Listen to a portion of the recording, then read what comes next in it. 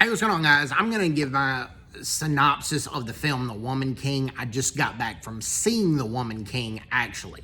So I'm going to give a synopsis of it. And, okay, first of all, the battle scenes were really good. The film was entertaining. It was not boring in the least. But it is bad historically inaccurate. And that is a fact. The problem I have with this movie is not the fact that it was made. The fact is that they're trying to pass it on as real events. And it's loosely based on true events. Let me explain this.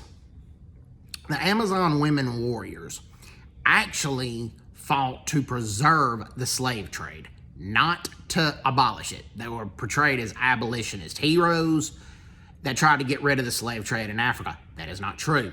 The Amazon women warriors that were part of the Dahomey Kingdom actually were elite warriors that were protected the king, but also protected the slave trade.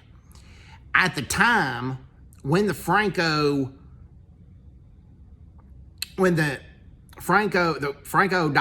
War happened, it was more against the French and the Portuguese. The French had territories in West Africa, and this was in 1823. It was about 11 years before the British abolished slavery. They abolished it in 1834. And the French kind of followed suit. Well, and the British particularly sent patrol ships to try to quell the slave trade. And the United States abolished the slave trade in 1808, the slave trade with the West African nations. Well, a lot of warlords from these West African nations came to the United States and begged the United States to try to re-implement the slave trade, which the United States said no, they wouldn't do that. And the Dahomey Kingdom was a wealthy African kingdom. It showed very little poverty in Dahomey, which is true, but it got a larger percentage of its profits from slavery. And the film does touch on that a little bit, but it also claims that the Dahomey Kingdom was very reluctant in the slave trade, which is not true. They were actually one of the more pro-slavery kingdoms in Africa, number one.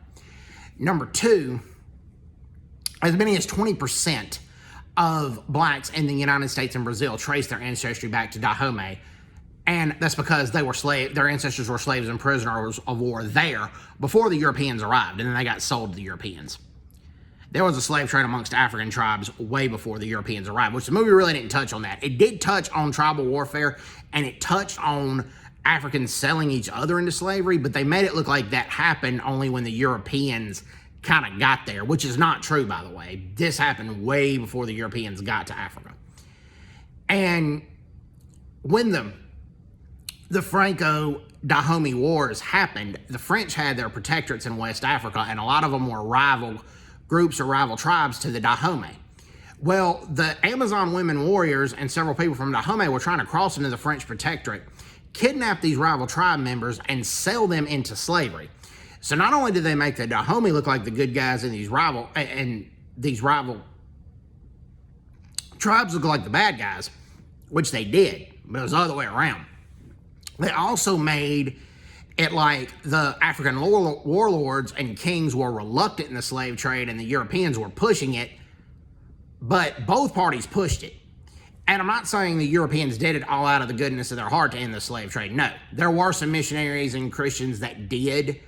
That's how the song Amazing Grace came to play, the Christian song. But they ended the slave trade. They wanted to implement their own version of colonialism, and they did a lot of divide and conquer amongst a lot of African tribes. There was already tribal warfare as it was, but a lot of the European powers made the tribal warfare worse when they were undergoing their colonial expansion in Africa.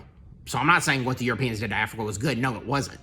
But at the same time, it wasn't like it was just white man bad, everybody else good, no tribal warfare, no slave trade before the Europeans arrived. No, that's just not true, and the movie kind of made it look like it was. But number one, the Amazon women warriors were fighting to preserve slavery in real life. They were not fighting to get rid of it or defend it.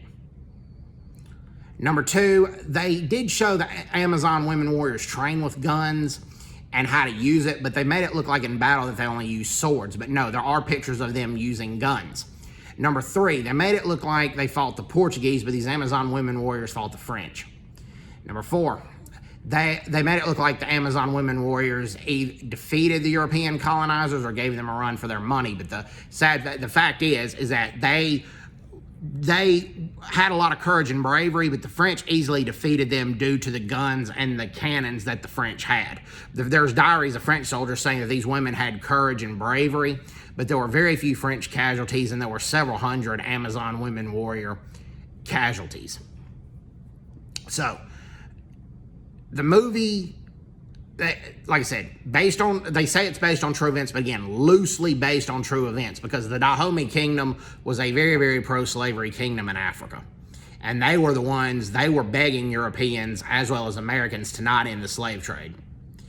So, hope everybody's doing well. Take care. God bless, and bye-bye. Bye-bye.